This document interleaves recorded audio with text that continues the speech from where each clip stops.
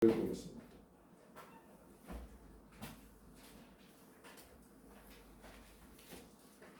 요한복음 4장 23절 24절입니다.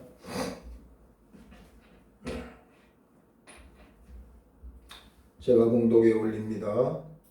아버지께 참되게 예배하는 자들은 영과 진리로 예배할 때가 오나니 곧 이때라. 아버지께서는 자기에게 이렇게 예배하는 자들을 찾으시느니라. 하나님은 영이시니 예배하는 자가 영과 진리로 예배할지니라. 아멘. 영국 런던에 가면 가장 번화가 중심에 웨스트민스터 사원이 있습니다.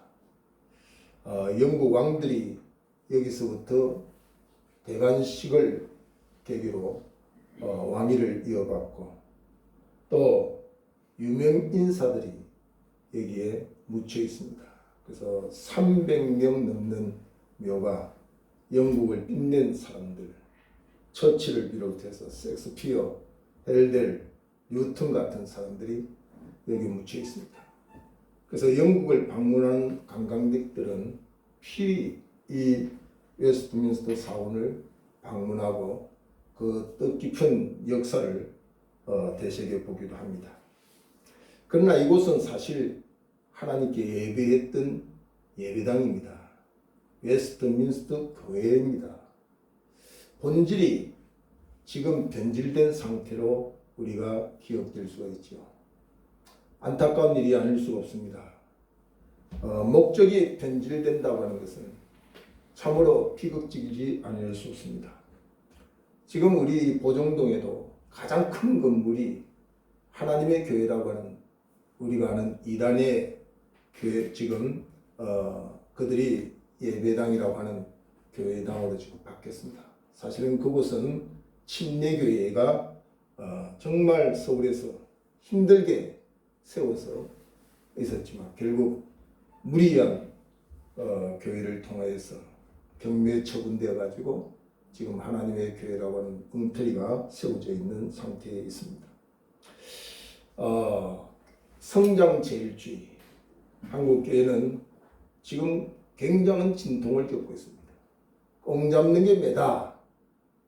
무조건 성공이라고 하는 야망주의에 사로잡혀가지고 성전치상주의, 교인 몇 명만 모이면 성전 지으려고 하는 너희 몸이 성전인 줄 알지 못하느냐. 주님이 분명히 성전을 건물에 말하지 않고 성도 개개인이 세워지기를 원하는 것을 성경은 말하고 있지만 한국교회는 가시형 성전지상주의적인 야망과 욕망에 사로잡혀가지고 그냥 교회당 건물만 지어주면 뭐가 하나님께 영광이 되는 것처럼 착각하고 그 결과가 지금 굉장히 아픔을 겪고 있습니다. 우리 교회도 예외가 없습니다. 우리 교회가 세워진 목적을 이탈하면 교회가 아닙니다. 웨스트민스터 교회가 사원으로 바뀌는 것처럼 우리 교회도 그럴 수밖에 없습니다. 그러므로 저도 여러분도 서로 견제하고 서로 도전을 줘야 됩니다. 맹목적으로 저를 따라올 이유도 없고 또 여러분의 비율을 제가 맞출 필요도 없습니다. 오직 성경을 중심으로 복음 중심으로 저는 가르칠 뿐이고 여러분 그것이 복음이라고 하면 순종해야 될 줄 압니다. 그래서 이 복음이 없는 교회, 여러분 이 건물이 아무리 화려하게 웅장하게 지어져 있을지라도 여기에 술 팔면 술집이지 교회가 안 됩니다. 여기에 빵 팔면 빵집이 되는 거죠. 이것은 하나의 껍데기에 불과한 것이죠. 형식에 불과한 것이죠. 내용이 없는 복음이 없는 교회는 더 이상 교회로서의 구실을 할 수가 없다는 사실입니다. 예수님이 탄생한 말구유가 왜 성지순례 가는 사람이 다 방문합니까? 보이는 현상은 말구유라 할지라도 그것에 예수님이 탄생했기 때문에 그것을 거룩한 곳 성지라고 하듯이 예수님의 임재가 있다면 초막이나 궁궐이나 그것은 아무 관계없이 성전이 되고 예배당이 될 수가 있다는 사실을 말씀하고 있다는 사실입니다. 하나님이 함께하지 않는 곳, 하나님의 임재가 허락되지 않는 곳, 그것은 더 이상 예배당의 구실을 못한다는 사실을 우리가 기억해야 됩니다. 이제 내일부터 위드 코로나 시대가 열립니다. 단계적으로 점점 확산되겠지만 일상을 회복하자는 기치 아래 지금 정부는 이 일을 허락하고 있습니다. 거의 2년 가까이에 우리는 제한된 예배, 그것을 어쩔 수 없어서 비대면 예배, 인터넷 예배를 강조하면서까지 몸부림을 쳤습니다. 한국 교회가 많이 아픔을 겪은 시간이라고도 볼 수 있습니다. 위드 코로나가 왔기 때문에 목사님들도 교인들도 희망찹니다. 이제 흩어져 있던 많은 이들이 하나 되어서 교회당에 모여 예배드릴 수 있겠구나. 예전에 그 웅장한 예배가 다시 회복되겠지 하는 마음을 가지고 있지만 저는 그렇게 보지 않습니다. 저는 굉장히 부정적으로 봅니다. 모든 것은 긍정적으로 봐야 되겠지만 실질적인 현실의 착각은 깨야 되기 때문에 저는 부정적으로 볼 수밖에 없습니다. 왜냐하면 이미 1년 몇 개월 동안에 비대면 예배 아닌 예배에 길들여져 있었던 사람들은 이제는 그것을 굉장히 수용하기 시작했습니다. 여러분, 한번 사람이 습관이 되면, 특히 악한 습관, 악습, 여러분 특히 그 습관 중에 악습은요 뿌리 뽑기가 너무 어렵습니다. 그건 정말 몸부림치지 않으면 안 됩니다. 피를 토하듯 그 아픔의 진통의 대가를 치르지 않고서 새롭게 이전처럼 되겠다는 착각하지 마세요. 가만히 앉아있으면 야 정부가 위드 코로나 이제 교회당 문을 열게 해주셨기 때문에 자연스러워 가겠지. 천만에 저는 그렇게 생각하지 않습니다. 여러분, 여론조사를 이미 해봤는데요. 83%가 이대로가 좋습니다. 야 비대면 예배드려 보니 참 편리하고 좋더라. 이게 교회에 나오는 교인들 조사 속에 83%가 다 지금 좋다고 하고 있습니다. 더 비극적인 30%가 교회가 문을 열어도 나는 교회당에 가지 않겠다. 뭐 이렇게 편한 예배가 있는데 그냥 놀러 가다가 드려도 되고 장소가 허락되는 데서 아무 때나 예배 드리면 되지. 그건 목사님들이 가르쳤지 않느냐. 초막이나 공개나 어디선지 예배 드리면 된다고 가르쳐 줬지 않느냐. 이제는 보장도 받고 목사들이 취재한 것까지도 다 돼가지고 이 비대면 예배가 뿌리 뽑기는 너무 어렵다는 사실입니다. 가슴 아픈 일이 아닐 수 없습니다. 미국의 유명한 설교가 골드 목사님이 자기 사무실에서 설교 준비를 하다가 꼬박 졸았습니다. 조는 가운데 그가 웅장한 교회당에 꽉 차있는 교인들 앞에 설교하는 모습이 보입니다. 유독히 자기 시야에 들어오는 한 30대 젊은 청년이 보이기 시작합니다. 그는 도대체 저 사람은 처음 보는 사람인데 그래도 뭔가 익숙하다. 누구일까? 설교 중에 내내 궁금해서 그 사람을 집중합니다. 설교를 마치고 빨리 나가서 안내위원에게 혹시 이렇게 생긴 30대 청년을 안 봤습니까? 보았지요. 예수님입니다. 목사님 몰랐습니까? 방금 예배드리고 나갔습니다. 그리고 너무 놀라서 꿈을 깼다는 간증이 있습니다. 여러분, 평신도도 예수님이 함께 하시는 것을 알고 있는데 목사인 내가, 그것도 유명한 설교가인 내가 예배 시간에 예수님이 함께하는 것, 예수님의 임재에 대한 믿음이 없었다는 것, 굉장히 가슴 아파하면서 자기가 그것을 고백했습니다. 그리고 예배관을 바꿨습니다. 이 예배에 대해서 이렇게 잘못된 생각을 가지고 내가 이렇게 설교하고 목회를 했다는 걸 진정으로 회개했다고 합니다. 여러분, 우리는 예배를 종교행위의 한 부분으로 생각하면 안 됩니다. 예배는 생과 살을 낳는 겁니다. 성경의 역사를 보면 예배를 통해서 살리기도 하고 죽기도 하는 너무너무 중요한 부분입니다. 이것을 너무 쉽게 포기한 우리의 가오가 있을 뿐이지 예배는 정말 중요한 겁니다. 여러분, 이사야 66장을 한번 찾아보세요. 이사야 66장 2절.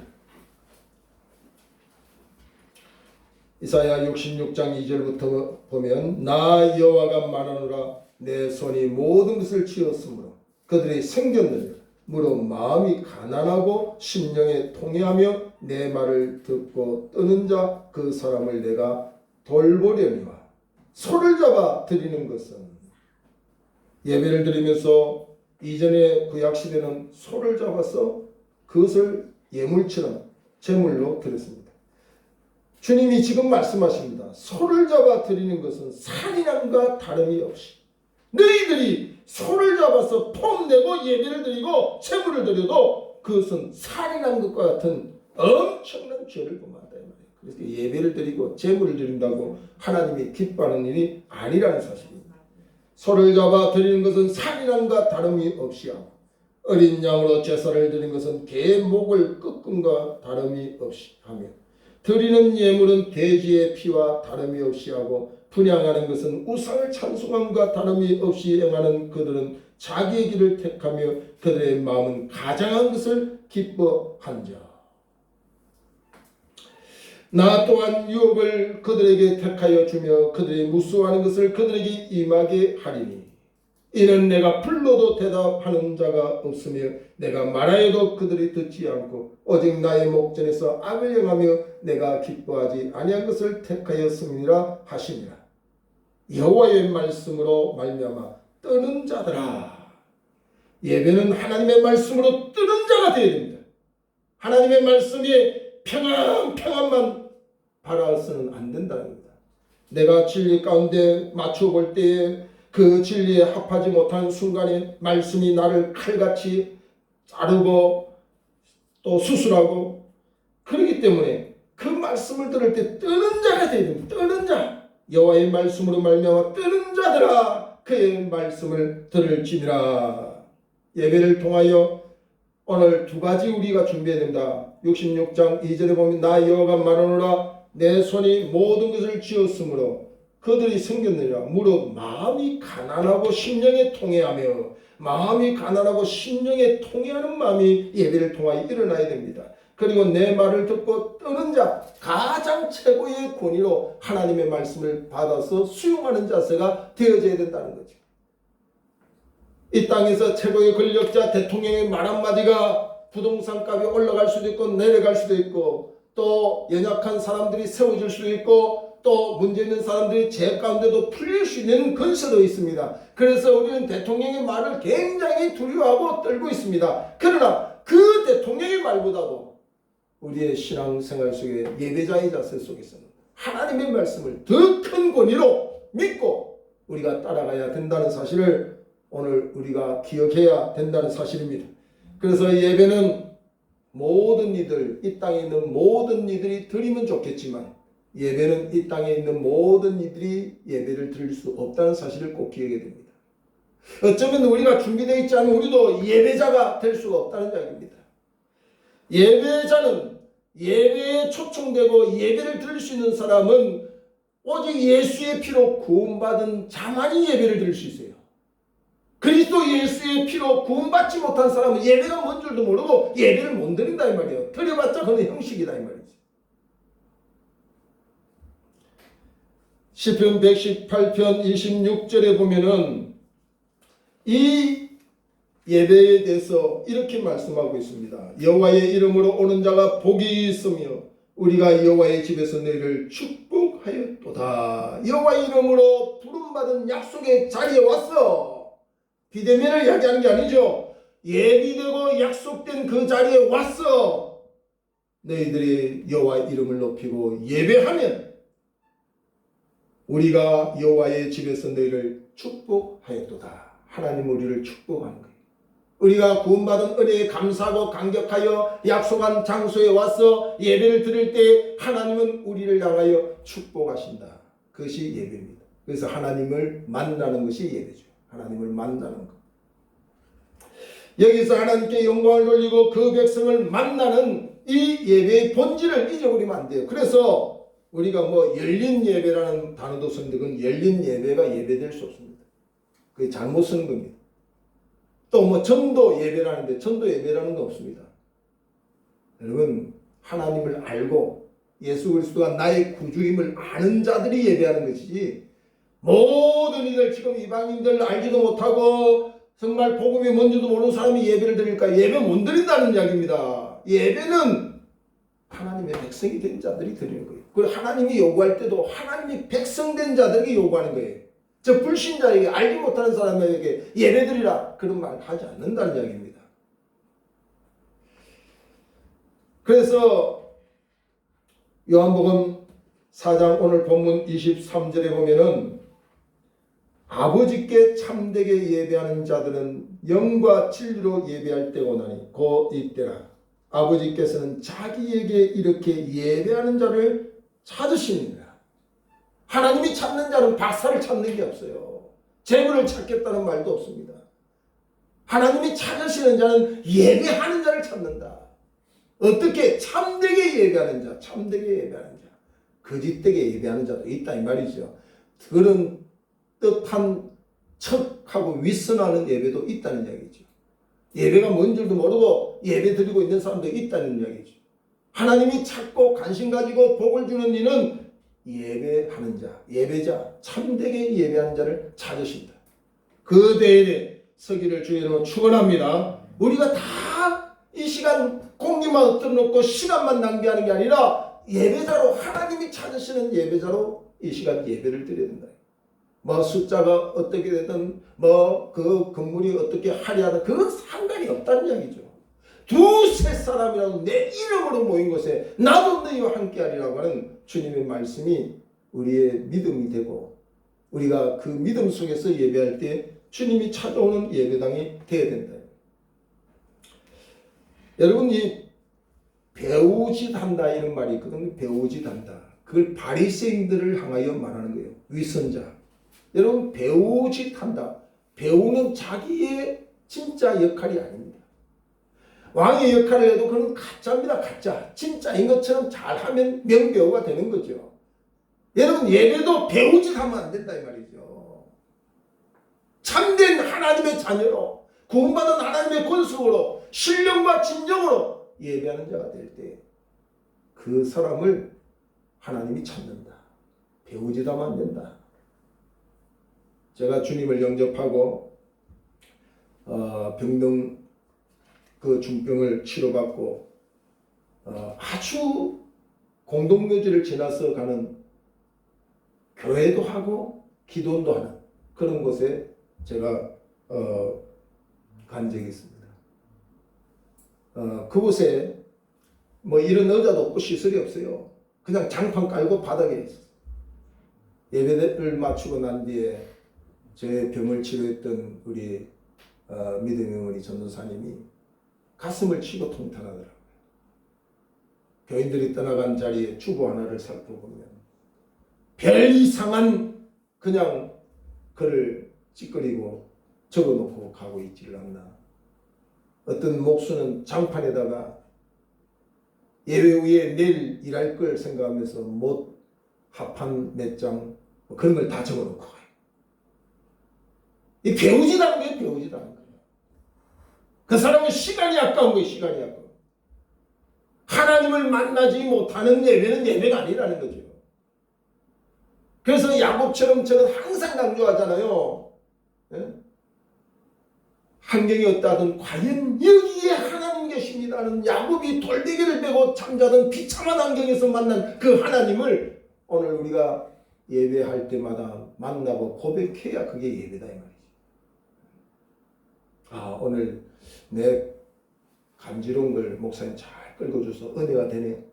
천만에 그건 예배가 아닙니다. 그건 예배가 아닙니다. 오늘 우리가 윗선하고 형식적으로 참된 예배자가 되지 않고 예배드리면 그 횟수는 비극입니다. 사단이 박수치고 환영하는 겁니다. 야, 예배 드려. 야, 예배 수없이 드려. 예배 많이 드려. 사단이 오히려 정리하고 응원해주는 예배도 있습니다. 그러나 그 예배는 결코 안타까운 예배일 뿐입니다. 자기 위안이나 만족을 목적으로 두는 예배는 예배가 아닙니다. 예배는 오직 하나님께 영광입니다. 하나님께 예배. 그래서 사실은 특송할 때도 사람의 마음으로는 박수를 치지만 사람에게 박수를 쳐서는 안 됩니다. 예배는 오직 그가 찬양할 때, 특송할 때, 나도 같은 마음을 가지고 찬양하는 마음, 하나님께 영광 돌린다 박수는 칠지 몰라도 예전에 우리가 그 신앙생활 할 때는 교회당에서 자꾸 숨죽여서 찬양을 하든 뭘 하든 다 하나님께 집중해. 요즘은 이 강단이 무슨 쇼 무대도 아니고 막 연예인들이 올라가지고 별짓을 다 하고, 이건 배우지라는 게 배우지라는 거예요. 이 강단이 지금 너무 무너져 있는 거예요. 여러분 여기에 뭐 예전처럼 강단을 막 높이 해가지고 화려하게 뭐 꾸며서 권위를 만들자는 이야기가 아니에요. 보이지 않지만 하나님의 임재가 있는 이곳에 대하여 거룩성이 있어야 된다. 거룩성. 여기 뭐 잠깐 어디 충동적으로 뭐 변화됐다고 할렐루야 하고 간정하고 나가서는 엉터리짓하는 그런 사람들의 간정꾼이 여기 서서는 안 된다는 이야기입니다. 히브리서 11장 4절에 보면은 예배에 대해서 아벨이 예배에 칭찬받는 모범을 우리에게 보여줍니다. 믿음으로 아벨은 가인보다 더 나은 제사를 하나님께 드림으로 의로운 자라 하시는 증거를 얻었으니 하나님이 그 예물에 대하여 정언하시니라. 그가 죽었으나 그 믿음으로서 지금도 말하느니라. 여러분 죽었어도 어떻게 내가 믿음으로 예배드렸는지, 어떻게 주님을 잘 섬겼는지, 죽었어도 그 영향력이 후대에 미치는 그 삶이 아벨의 삶. 얼마나 멋집니까? 생존 기간 동안에 많은 사람들에게 영향을 주지만 죽은 후에 무슨 영향이 있습니까? 그러나 믿음으로 예배를, 더 나은 예배를 드린 아벨의 삶은 죽었어도 후대에 많은 사람들에게 어떻게 믿는 것이 합당하고 어떻게 예배드리는 게 합당한지를 잘 소개해주고 있다는 사실입니다. 우리의 삶이 그렇게 되어야 될 줄로 믿습니다. 예배를 드려도 더 나은 예배가 있다는 사실을 꼭 기억해야 됩니다. 더 나은 예배. 어떻게 예배를 드려야 더 나은 예배인지 날마다 우리가 예배를 드릴 때마다 숙제를 풀어가야 돼요. 오늘은 지난 주일보다는 더 나은 예배를 드려야 되지. 이런 자세를 가지고 예배를 드려야 돼요. 이런 자세를 가지고. 주의 전에 나올 때 오늘은 어떻게 예배를 드릴 때 더 나은 예배가 될까? 그것을 정신을 차려서 예배를 드려야 된다는 거죠. 그저 1시간 예배 형식적으로 드리고 그러면 안 된다는 거죠. 오늘 우리에게 말씀합니다. 형식적인 예배 공간에 예배자들이 많이 있는 것 같지만 하나님이 찾는 예배자는 심히 적다는 사실을 성경은 말하고 있다는 사실입니다. 하나님이 찾는, 하나님이 만나주시는 예배자, 그 예배자가 있는 그 가정은 행복해집니다. 왜? 변화되기 때문에. 진실로 하나님을 만나서 신령과 진정으로 예배한 자가 머무는 그 직장에 희망이 있는 거예요. 오늘 왜 한국교회에 이렇게 예배를 드리는 사람이 무궁무진하게 많은데 왜 직장이 변화되지 않고 왜 가정이 변화되지 않는가? 예배자가 안 되기 때문이지. 예배자가 안 되기 때문에. 사실 저는 오늘 이 본문의 그 말씀을 로마서 12장 1절 2절에 사실은 제가 그 본문 말씀을 가지고 준비한 거거든요. 여러분한테 쉽게 이해하려고 오늘 이 예배에 대해서 말씀을 하고 있지만 실질적으로 로마서 12장 1절 2절에 이 예배를 어떻게 드려야 되는지, 예배자의 능력이 어디서 나타나는지. 예배자의 능력은 교회당에 머무는 게 아니에요. 예배자의 능력은 교회당 밖을 나갈 때 능력이 나타나는 거예요. 그게 예배자입니다. 예배자. 여기서 뭐 신령한 천사의 노래 누가 못합니까? 예? 여기서 뭐 신령한 뭐 천사의 말을 누가 못하냐 이 말이죠. 여기 강대상에서 설교하면서 이렇게 좋은 천사의 말을 누가 못하냐 이 말이에요. 다 할 수 있어요. 이 능력이 어디서 나타납니까? 진짜 예배자가 되면 여기에 머물러 있지 않아요.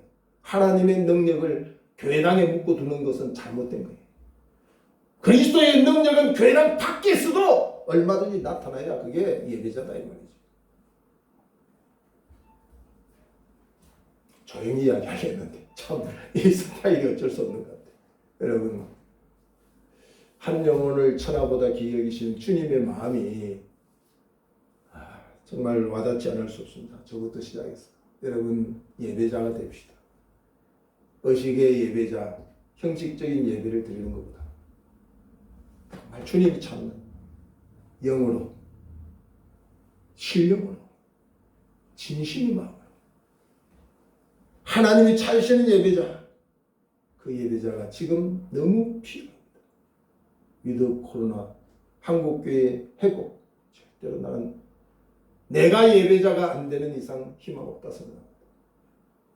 하나님이 기회를 줬습니다. 코로나 시대에 진짜 예배자가 뭔지를 우리에게 가르쳐 줬습니다. 어떤 한란과 역경과 환경에 매이지 아니하고 하나님 중심으로 일관된 마음을 가지고 예배하는 자를 하나님이 지금까지 지켜봤어요. 그리고 다시 이제 위드 코로나를 통해 교회의 문을 열고 진짜 예배자를 찾기 위해서 지금 하나님이 모으지만 내가 안 변화된 그 교회에는 희망이 없습니다.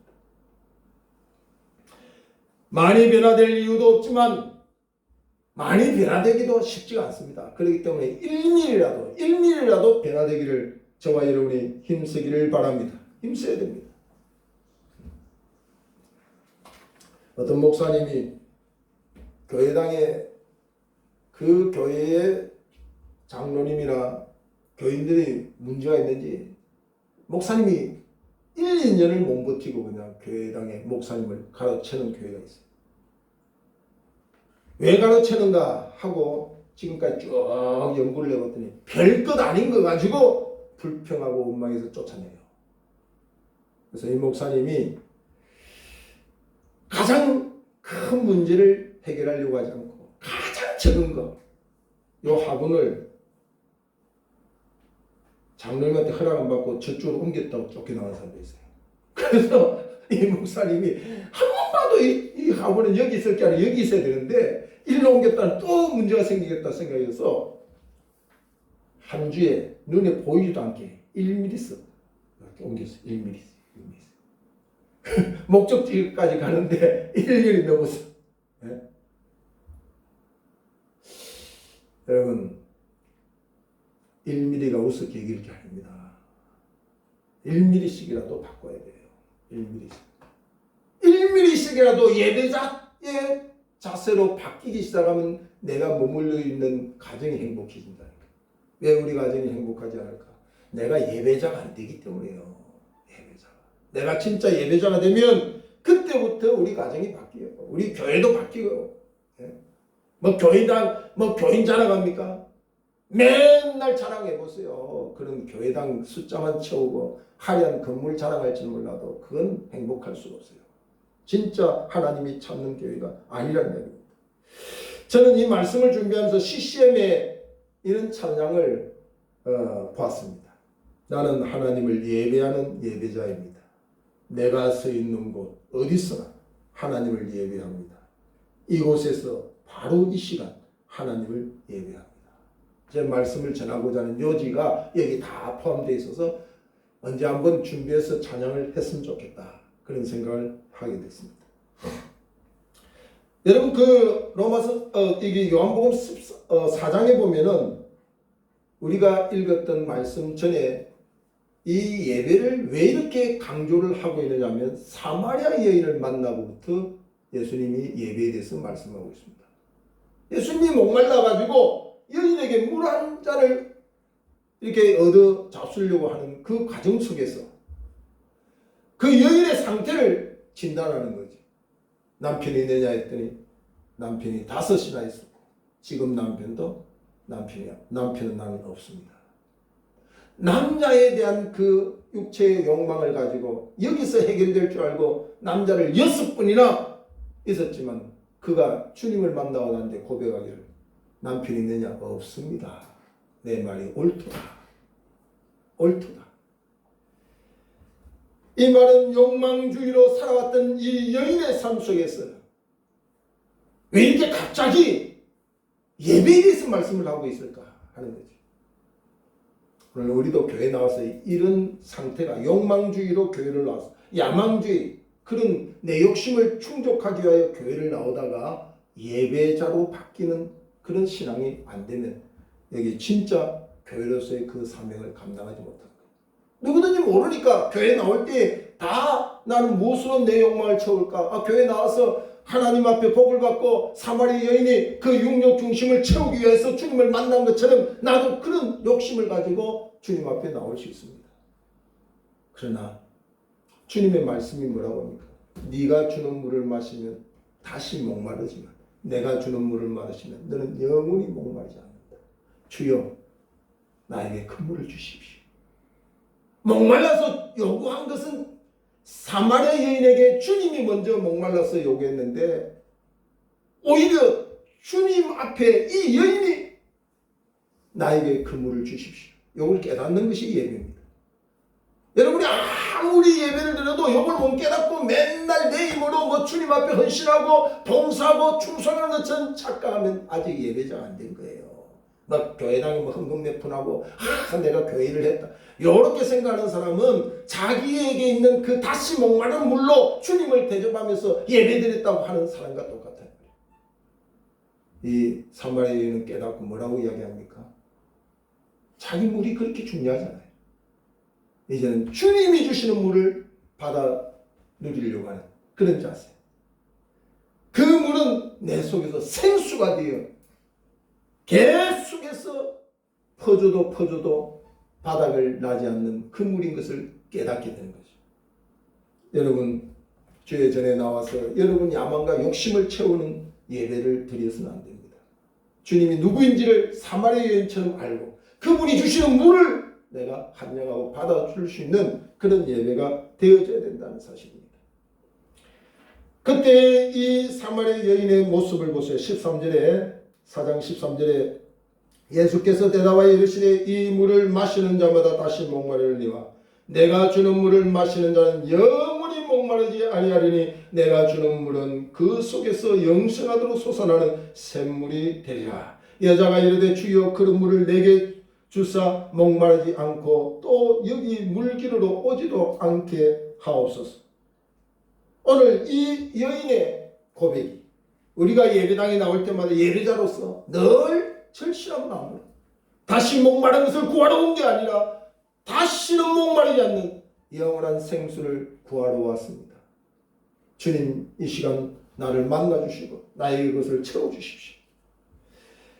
근데 참 이상한 일이 벌어집니다. 이 말씀에 이어서 갑자기 바뀌는 그 대화가 물에서 예배로 이어지는 것을 보게 되죠. 17절 이하에 보면 여자가 대답하여 이르되 나는 남편이 없나이다. 예수께서 이르시니 내가 남편이 없다는 말이 옳도다. 내게 남편 5이 있었고 지금 있는 자도 내 남편이 아니니 내 말이 참되도다. 여자가 이르되 주여 내가 보니 선지라소이다. 우리 조상들은 이 산에서 예배를 하였는데 당신들의 말은 예배할 곳이 예루살렘에 있다 하더이다. 이 사마리아 여인은 예배하는 곳을 갑자기 이야기하고 있습니다. 그리고 예배하는 장소를 이야기하고 있습니다. 그때 21절 예수께서 이르시되 여자여 내 말을 믿으라. 이 산에서도 말고 예루살렘에서도 말고 너희가 아버지께 예배할 때가 이르리라. 너희는 알지 못하는 것을 예배하고 우리는 아는 것을 예배하노니 이는 구원이 유대인에게서 남이라. 아버지께 참되게 예배하는 자들은 영과 진리로 예배할 때가 오나니 곧 이때라. 아버지께서는 자기에게 이렇게 예배하는 자들을 찾으시느니라 말씀합니다. 이것도 하지 말고 저것도 하지 말라는 말을 가지고서 뭐 인터넷 예배를 드려도 된다 이렇게 말하고 있는데 그 말이 아니라는 이야기입니다. 예배자가 무엇인지에 대해서 가르치는 것이죠. 장소를 이야기하는 게 아니잖아요. 왜 이렇게 엉터리로 가르치냐 이 말이죠. 그래서 전부 다 그냥 합리화시켜가지고 비대면 예배도 예배다 하고 드리고 있지 않습니까? 이제 이게 심각한 문제입니다. 이제는 불러도 안 옵니다. 불러도. 이 시간까지 여러분이 예배를 지키고 있었던 것은 그 많은 과정을 겪었기 때문에 참 감사할 일이 아닐 수 없지만 아직 나오지 못한 사람들은 너무나도 가슴 아픈 일이 아닐 수가 없다는 사실입니다. 참된 예배자가 되야지 우리는 구경꾼이 아닙니다. 어떤 사람이 예배를 잘 드리나 그거 우리가 판단자가 아니라는 이야기입니다. 우리는 오직 하나님이 우리의 예배를 받으시고 하나님이 우리의 예배를 어떻게 평가하실까에 대한 평가의 대상일 뿐이죠. 우리가 예배를 비판하고 오늘 목사님 설교 참 좋았대. 오늘 뭐 누가 좀 그거 우리 자격이 아니라는 이야기죠. 우리가 그것을 할 이유가 없다는 이야기입니다. 시편 27편 4절을 보면은요. 내가 여호와께 바라는 한 가지 일 그것을 구하리니 곧 내가 평생의 여호와의 집에 살면서 여호와의 아름다움을 바라보며 그의 성전에서 사모하는 것이야. 오늘 시편 기자의 그 삶의 목표, 무엇이 행복한 것인지, 그건 예배자로 사는 게 행복하다. 왕권을 가지고 왕의 권세를 가지고 사는 것보다도 하나님의 집에 머물러 하나님을 영화롭게 하고 하나님께 예배하는 것만큼 즐거운 게 없고 행복한 게 없고 내가 이 땅에 존재하는 이유가 그것이다. 그만큼 예배자가 되어야 된다는 사실을 강조하는 것이 성경에서 말하고 있다는 사실입니다. 그래서 청교도인들은 영국의 신앙 박해를 피해서 신앙 자유 오직 예배 하나 제대로 드리고 있다. 그렇게 미개척지 사람도 아직 살지도 않는 그런 미국을 향해서 그들이 피난을 오고 그렇게 청교도인들이 세운 나라가 미국 아닙니까? 예배 하나를 제대로 드리겠다고 노아는 어려운 방주 안에서도 예배를 드렸습니다. 아브라함은 독자 아들까지 바치면서 예배의 중요성을 우리에게 가르쳐주고 있습니다. 야곱은 피난길 속에 돌베개를 베고도 예배하는 중심을 우리에게 가르쳐줬습니다. 저와 여러분이 이 예배를 바로 드려야 될 줄 압니다. 그리고 11월을 맞이하며 위드 코로나를 통해서 내가 예배로 바로 예배자로 세워지자는 희망 없다. 이 사실을 꼭 절실히 여기고 내가 예배자만 되면 내가 머무는 곳마다 변화의 역사가 일어난다. 희망의 역사가 일어난다. 저 사람이 왜 변화됐을까? 예배자가 됐기 때문에 변화됐다. 그 사실을 말해줘야 되고 우리를 통해서 나타내야 됩니다.